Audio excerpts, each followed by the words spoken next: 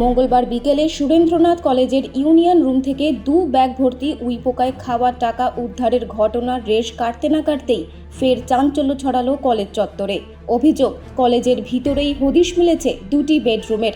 স্থানীয় সূত্রের দাবি, ওই ঘরগুলিতে নিয়মিত ম্যাসাজের ব্যবস্থাও করা হতো। পাশাপাশি কলেজ চত্বর থেকেই উদ্ধার হয়েছে কন্ডোমের প্যাকেট ও আগ্নেয়াস্ত্র। গোটা ঘটনায় রাজনৈতিক মহলে শুরু হয়েছে জোর চাপানুতোর। আর কি দেখতে হবে এই জীবনে, এখন শুধু সেটাই ভাবছি। আমরা দেখলাম পার্থ বাবুর ঘরে টাকার পাহাড়, আমরা দেখতে পেলাম। আর কি দেখবো, তারপরে দেখলাম কাউন্সিলরদের পাটের খেতে টাকা পুঁতে রাখা।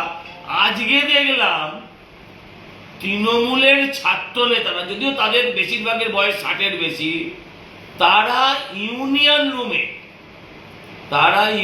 রুমে আলমারির ভেতর লাখ লাখ টাকা, এবং সেই টাকাও উইয়ে খেয়েছে। ভাবতে পারেন কত টাকা থাকলে পরে টাকা উইতে খায়। এর আগে আমি দেখিয়েছিলাম এই কলেজের এদের ইউনিয়ন ফান্ডে, কলেজের ফাংশন ফান্ডে 1.5 কোটি টাকার বেশি এখন অব্দি ডিপোজিট আছে। আর এখন দেখা যাচ্ছে লাখ লাখ টাকা উই খাওয়া, এবং এই সমস্ত টাকা জনতার, এদের গরিবের টাকা, ছেলেদেরকে ভর্তির টাকা।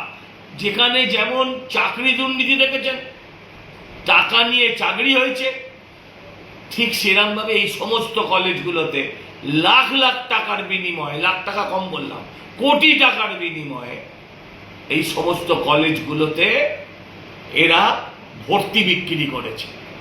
আর এদের সঙ্গে মাথা থেকে পা অব্দি যুক্ত। এদের কোনোদিন পুলিশ টাচ অব্দি করেনি। এদের জন্য, এদের টাকা নিয়ে ভর্তির কারণে একটি মেয়ে সুইসাইড করেছে। এদের বিরুদ্ধে এর থেকে অনেক গুরুতর অভিযোগ আছে। তার সত্ত্বেও পুলিশ এদের কোনোদিন কেশাগ্র স্পর্শ করেনি। এদেরকে সারা জীবন জেল কাটালেও বাংলার মানুষের রাগ যাবে না। তাই বলছি যে এদেরকে ইমিডিয়েট গ্রেফতার করা হোক।